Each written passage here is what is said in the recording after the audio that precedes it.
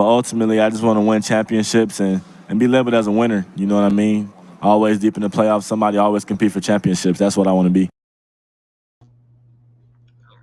That was the newest Rocket, Jabari Smith Jr., shortly after going third overall to the Houston Rockets, saying he only cares about one thing, and that is winning. We will get to Jabari, the entire rookie class for the Rockets, and a whole lot more tonight here on the Fox 26 Sports Stream. As always, we appreciate you joining us as we do this every Monday night just after 7 o'clock. As always, I'm Sal Manine, sports producer here at Fox 26. There's a few different ways you can find us. You can go to our Facebook page, go to our YouTube channel, just search Fox 26 Houston, and you'll find our channel, and we will go live there. You can get us on Twitter, and of course, as always, on our website, fox26houston.com. We'll get into the Rockets. We will get into the Astros after just a jam-packed, emotional roller coaster of a weekend for them in their 4-game series against the Yankees in the Bronx, essentially a preview of the ALCS that included a no-hitter, a couple of walk-offs by the hands of Aaron Judge, and just all around setting the stage for what should be another great postseason between the Stros and the Pinstripes. So we'll get into that. And then, of course, we have to mention that the Texans officially named in a lawsuit today filed by Tony Busby on behalf of a plaintiff as part of the entire Deshaun Watson saga. The Texans alleged to have at least been aware of the unscrupulous behavior by their former quarterback. And so it's nothing that is new or that we did not see coming. Tony Busby had mentioned previously that he had planned on naming the Texans in a lawsuit, and that is what he did. And again, alleging that the Texans, at the very least, should have known that Deshaun Watson was seeking out multiple persons to give him massages, and that the Texans furnished him at some point with NDAs, non-disclosure agreements, all things that had been reported previously, especially in that big report from the New York Times, Jenny Vrentas. So we'll have all that for you up on our website, fox26houston.com. The Texans releasing a statement simply saying that they have always and continue to cooperate with law enforcement and don't have any further comment on the matter right now. So that's where things stand in that regard. As far as the on-field sports, as we try to make that awkward transition, as I mentioned, a big weekend for the Astros, really part of a very big week for the Stros. It started here in town at Minute Maid as they took a pair of games against the New York Mets, one of, if not the best teams in the National League. Took those two, head to New York, lose Thursday night after what was really just a couple of bad innings as Ryan Presley imploded late. The Yanks were able to walk him off Thursday night. Friday night, win a game against Luis Severino with Justin Verlander on the mound. And then Saturday, for just the second time since the Eisenhower administration, the New York Yankees were no hit. And in both instances, it was at the hands of the Houston Astros, who did so with multiple pitchers. Christian Javier, with his best outing in a Stros uniform, going 7 innings, striking out a career best 13 batters. Then Hector Neris and Ryan Presley finished things off. It was just a couple weeks past 19 years to the day that 6 different Astros hitters combined for a no-no in the old Yankee Stadium back in 2003 when Royo started things off, and then it went all the way through Octavio Dotel and Bradledge to close things off. So again, the Yankees have only been no-hit twice since 1958, both times by the Houston Astros. We actually spoke with a couple pitchers who were part of that 6-pitcher no-hit bid back in 2003. I mentioned Royo started it off, and then Billy Wagner closed it out. Here's what they had to say about witnessing history for the second time around. I think it's pretty special, especially to get to do it in Yankees. We got to do it in Yankees old stadium with a lot of tradition there, and a new stadium. I'm sure it's just as nice, but getting to do it against the same team is pretty special, especially combined no hitters. It's tough enough to do it as one person. But, when you start getting 3 and 4 and 5 and 6 guys out there, everybody be on the same day, it's really tough. Well, the greatest thing in the world just happened twice. No hit the Yankees in New York. I mean, all good things must come around, I guess. It was I'm proud of those guys. That's a tough, and I'll tell you right now, you're facing a really red-hot Yankee team, too. So, I mean, to do that, you said something. That's awesome. And Billy Wagner, absolutely right. The Yankees coming in with the best record in all of baseball, the number 1 rated offense in the American League. Only the Los Angeles Dodgers have a better offense statistically than the Yankees in all of baseball. And really across all 4 games, even though it ended with a series split, the Astros pitching showed that they have what it takes to silence that Yankee lineup. Now, the bullpen, obviously an issue, and we've kind of been talking for a while now that it looks like there's at least a piece or two missing from that Astros bullpen is beyond Ryan Stanek and Rafael Montero. Who are those guys that you can really trust, that you're going to get a consistent night in, night out outcome from them as far as what you want? We know Ryan Presley has struggled since coming back from injury. Mentioned Thursday night, he imploded and blew the save and ended up losing that game. Hector Neris has been good, as he was part of that one of the 3 pitchers who combined for the no-no on Saturday. But it looks like the Stros, they have the starting rotation, and it's only going to get deeper as guys like Lance McCullers Jr. and Jake Odorizzi come back into the mix sooner rather than later, it appears. But what are they going to do to continue to build that bridge across the 7th, 8th, 9th innings to close things down? Probably have one more move they need to make. Phil Maton, who was lights out in the postseason last year, has been up and down so far this year. Looked really good on Friday night when the Yankees were threatening in the late innings, was able to shut down a rally. But then, as we saw last night, unable to do that. DJ LeMahieu hit a 2-run home run in the 8th inning that tied things up before Aaron Judge ultimately won it in the 9th. So right now, like we've been saying for a couple weeks now, I think you can safely say we watched this past weekend the 2 best teams in the American League, in the Yankees and the Astros. Only injuries would stop them from meeting again in the postseason, likely in the American League Championship Series. And forget what the Yankees' record is, what kind of start they've gotten off to, all the headlines and accolades. The Astros continue to have their number and can still go toe-to-toe with the Bronx Bombers, and it is going to be another slugfest when they meet, likely to decide the American League pennant. Now, we saw that yesterday.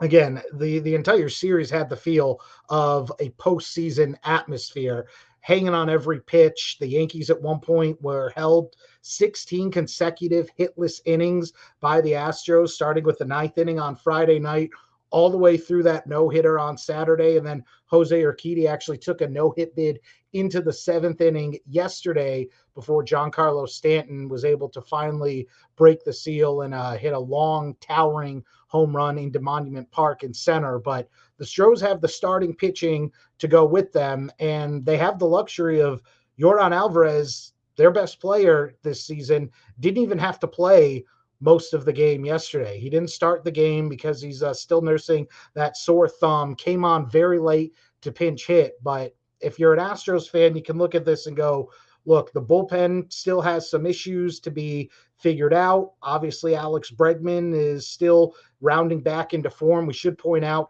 over his last 9 games, he has 3 homers, 7 RBI, and is hitting close to 380. So perhaps Breggy is finally turning the corner. And then you don't have 2 of your starting pitchers in Lance McCullers Jr. and Jake Odorizzi. So once all that is settled, you could be looking at a very different Astros team that potentially meets the Yankees come October. Just as the Yankees, I'm sure, would say their bullpen has all kinds of injury issues, all kinds of guys still working their way back into the mix. So what is it going to look like? But for one thing, if you are the Astros, and it's obviously easy in hindsight to look back and say you made the wrong move, but you cannot anymore if you do face the Yankees in the playoffs, you cannot let Aaron Judge be the one to beat you. As Dusty Baker told reporters after yesterday's game, he said it was Aaron Judge 2, us 2 this weekend, because both Thursday night's win for the Yanks and then yesterday's walk-off, a 3-run homer by big number 99, both at the hands of Aaron Judge. And Dusty Baker said that he didn't consider walking Aaron Judge in the bottom of the 10th when there were already 2 on and 2 outs, because he said even if you walk him, the guy behind him, Anthony Rizzo, is a veteran who's very good at working counts, fouling off pitches. You could potentially find yourself in a situation where you're trying not to walk in the winning run. Fine, let that happen. Let Anthony Rizzo be the one to beat you. But right now, if Yordan Alvarez is not the best hitter in baseball, then it's Aaron Judge, or those two are certainly right now in the last week of June 2022, the 2 best hitters in the game right now. So don't pitch to Aaron Judge anymore. And so the Astros will have another chance even before the playoffs to possibly get into that situation or avoid it when the Yanks come to town on Thursday. It's just a 1-game appearance. Remember, the Astros were supposed to host the Yankees the first week of the season, but because of the lockout, everything got pushed back. They had to reschedule the first 2-3 series of the regular season. So that's why the Yanks will come to town on Thursday for just 1 game, and then they'll play a doubleheader right after the All-Star break in July. So that's where things stand with the Astros right now. We'll take a quick look at the standings. Again, they are still well in front of everybody in the AL West. So much for this is the year the Angels finally put it together. Oh, look how much money Texas spent. Seattle going to build off their strong 2021 campaign and all these young guys they got coming up the ranks. The Astros are the only team with a winning record, and they still have a double-digit lead in the standings, which is why they can be a little bit patient with guys like Yordan Alvarez needing a day off, give them back-to-back days off since there was no game for Houston tonight. Why Jeremy Pena, their all-everything rookie, they were able to let him go on the injured list in rehab when he was a little bit banged up, and why they can still bring along the likes of Jake Odorizzi and Lance McCullers Jr. because they have that large lead in the division. Now, speaking of Jake Odorizzi, he did make his first appearance in an actual game a few days ago, making a rehab start just down the road for the Sugarland Space Cowboys. I was there to watch it. He had his stuff, looked like the Jake Odorizzi of old, only went 3 innings, did give up a couple runs, but he attributed that more to just working off the rust and kind of rushing through some things. But he says he's feeling good, feeling near pain-free, just like he was before he went down with that injury. When, remember, his last few starts before he got hurt up in Fenway Park, he was looking the part of the stud that the Astros thought they had traded for a year ago. Here's what Jake Odorizzi had to say following his rehab stint with the Space Cowboys. Yeah, it was good to get back out there. Really just trying to work on fastball command for the most part today. Not too many off-speed pitches. Trying to get the mechanics back. Found a little rust out there. Being a little too quick to try to release the ball, a little too excited. But it definitely felt great to be back out there. All smiles, everything felt good, arm felt good, foot was good. So very positive to get through the first one and kind of break the ice again and build from that point on. But yeah, it was a good day. What's kind of the next step? What do you kind of key in on the next start? Doing this again, 5 days, build the pitch count up a little bit more, work on a little more of every pitch, certain situations. But yeah, just get back into the swing of things, really. That's about it, trying to regain the form pre-injury. And today was a good first step in feeling good with things. There's some steps to clean up, which is a good thing. I know what I need to work on between now and the next start, so it's like a regular season game for me. And work on those things and continue to make another start. So he's slated to pitch again 5 days from his last start on Friday night. It looks like, based on the Space Cowboys schedule, that would be Thursday night when Sugarland visits Albuquerque. So we will keep our eyes on that. We should also point out Lance McCullers Jr. did throw again while he was on the road with the team up in Yankee Stadium. Said everything felt good. He's getting the velocity back up there.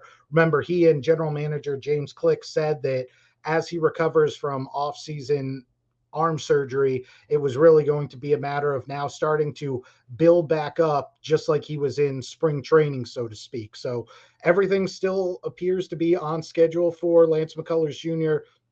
to rejoin the rotation sometime this summer, whether that is before the All-Star break, after, into the month of August, still remains to be seen.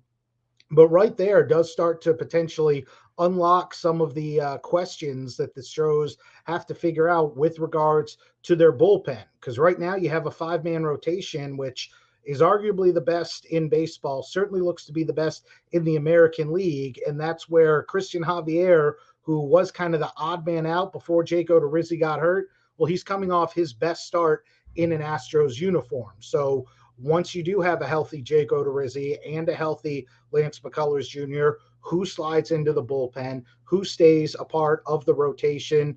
Do you potentially just go with who's got the hottest hand? And maybe that means someone like a Jose Urquidy ends up taking a back seat and becoming more of a bullpen arm. If perhaps you haven't totally built up Lance McCullers Jr. to where he's used to being, do you maybe in the postseason deploy him out of the pen? Obviously, there's a long time between now and October, but these are just some of the many things that Dusty Baker and his coaching staff and GM James Glick will have to figure out as before they start looking at what is out there on the trade market. Because if we did learn anything this weekend, it's that, yes, the Stros are right up there with the Yankees. If not, if you don't even want to put them still above the Yanks, just because to be the best, you got to beat the best. And thus far, the Yankees have not been able to do that when it comes to the Astros.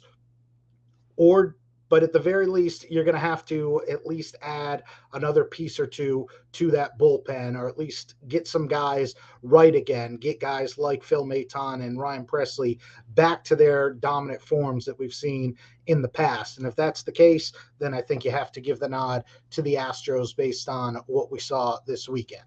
And oh, by the way, don't throw to 99 anymore. All right, so that's where things stand with the Stros. Again, they're back home on Thursday, off today. Then they're going to play 2 games against the Mets in Citi Field, and then back home to start a homestand, starting with the Yankees. All right, let's transition now and talk a little bit about the Rockets, who I mentioned once again added multiple first-round picks on the NBA draft this past Thursday night.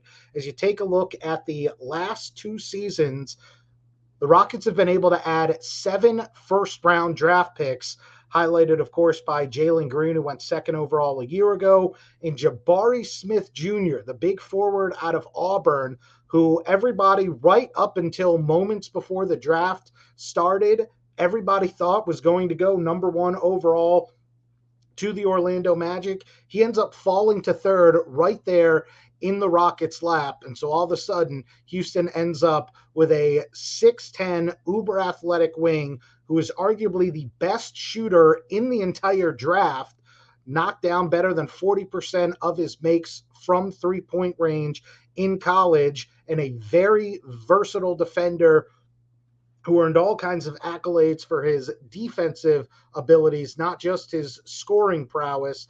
And now he gets to join a team that is highlighted by one of the best scorers in the rookie class a year ago. And then it was an all SEC flavor, much like we saw the Houston Texans do in the draft a couple months ago. Tari Eason out of LSU, very long, very athletic wing who is one of the premier defenders in the SEC, and Ty Washington out of Kentucky, a very big, strong, physical point guard who also was known for his ability to get after it on the defensive end. So certainly it's been one of the issues plaguing the Rockets the last few seasons is their inability to play defense, certainly on a consistent level. And so what do they go out and do? They get 3 guys who are, that's right there at the top of their scouting report as far as things they do well. Let's hear from GM Rafael Stone on what he likes from his 3 guys and what he saw, especially out of Jabari Smith Jr., who was just sitting there for number 3 after the Magic surprised everyone, taking Duke's Paolo Banchero with the number 1 overall pick. Somebody asked me to compare him to existing NBA players last night, and I can't. I think he's really unique. I don't remember seeing anybody with his size and his combination of defense and shooting. I don't remember seeing it, and so I'm really excited to see what he can do. And with respect to Tari, I think his motor is exceptional, and his physicality and his speed and his ability to impact the game, especially in offensively in transition, offensive boards, and shoot it, but really defensively. And I think he just gets after it. And I think it's very much the way the NBA has transitioned over the last 10 years. And so we're really excited for him. And I was talking to Ty Ty, like I saw Ty Ty for the first time when he was like 11. And so it feels like it's destined. But Ty Ty's a good basketball player. Like, at the end of the day, he's really good at this game. And at every level I've ever seen him on, he was one of the better players because he figures it out, and he's really good at this game. And there's very little doubt in my mind that he's going to figure this level out and be really, really good at this game. So we're really excited. We should mention Jabari Smith Jr., the son of a former NBA player. His dad, Jabari Smith Sr., was there. You might have seen him right there at the end of that clip, was filming everything himself right there in the front row as his son was introduced as one of the newest members of the Rockets. And having that type of NBA pedigree is something that's already paid off for Jabari after that tremendous year he had at Auburn. Here's what he had to say about his approach to the game, what he hopes to get accomplished, and where his work ethic comes from. Even when I was younger, my dad always made sure I was playing the game the right way, always made sure I was caring about winning. And as you start playing against pros and playing against people at the same caliber as you, everybody can score. So it's not like scoring is just something that everybody can do in the league as you go down through 1 to 15. So, you just got to do things to separate yourself and do things to affect winning. And I feel like if you go into every game focusing on winning and not, scoring more points than you did the last game or playing better than you did the last game, everything else will take care of itself. So that's kind of how I approach the game. I feel like when I approach the game like that, I play better. And if you're a Rockets fan, one of the things you have to like about Jabari Smith Jr. is not just the size and his ability to shoot and the defensive reputation he comes with, but everything he said thus far in all his interviews from draft night till now, whether it was on the stage at ESPN, whether it was meeting with the media there in New York, or when he did arrive here in Houston, he kept saying, I just want to win, bringing up wanting to win championships, plural, compete in the playoffs year in, year out, one of those just get on the floor and get it done type of guys. And that's something that a lot of NBA scouts, even before he ended up in Houston, were saying about Jabari Smith Jr. is that whoever got him was going to get a guy who could come in and really be a culture setter in terms of setting the tone, what you want your culture to be. And so for a very young Rockets team that, like we mentioned, has 7 first-round picks over the last 2 years,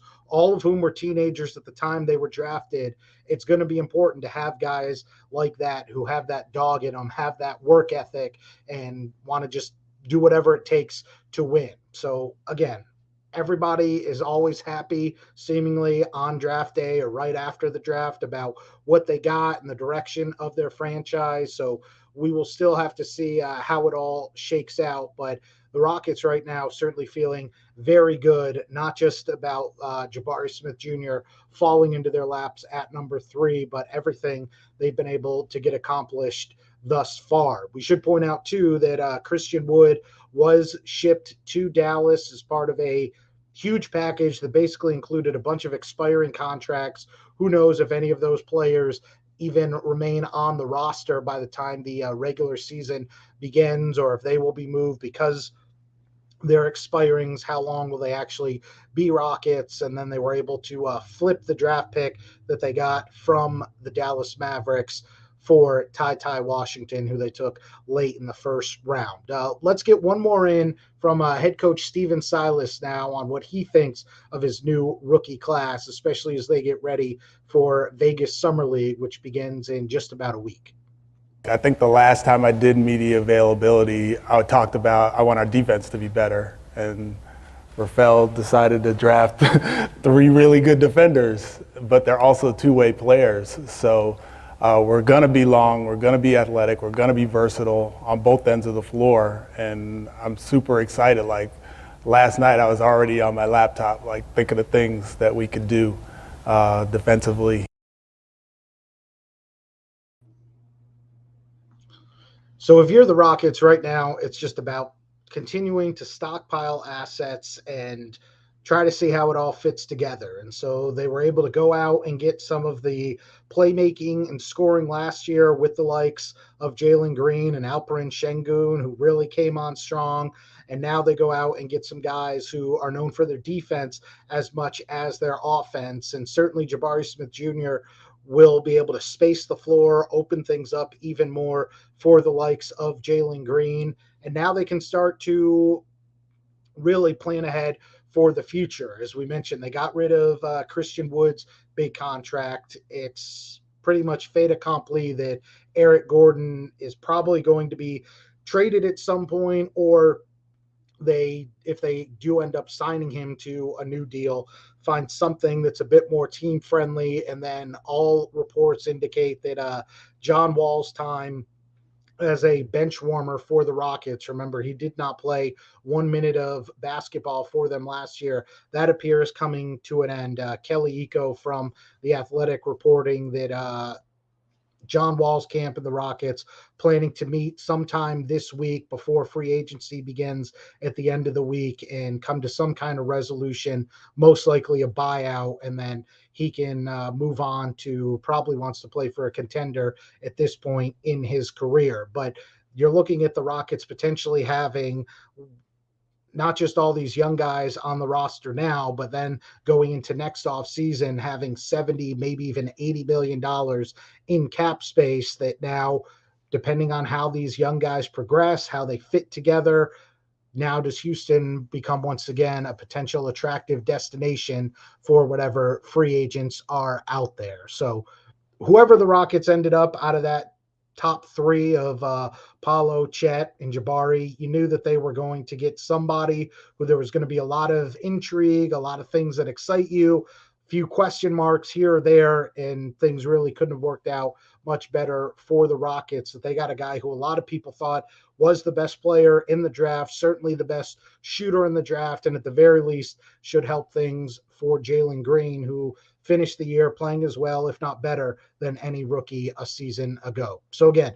Vegas Summer League starts in just over a week, and that's when we will get our first look at these guys. The actual first game of the Summer League is the Magic against the Rockets, meaning Paulo Banchero against Jabari Smith Jr. So everybody will have their eyes tuned to that.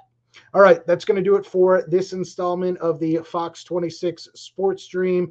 For all of us here at Fox 26, we appreciate you joining us. Remember, if you want the most up-to-the-minute news, updates, scores, anything you want to know in the Houston sports scene, make sure you're following our sports director, Mark Berman. You can find him on Twitter, his handle at Mark Berman, Fox 26. I'm Sal Manine. We'll see you again next Monday night. This has been the Fox 26 Sports Stream. Take care, everyone.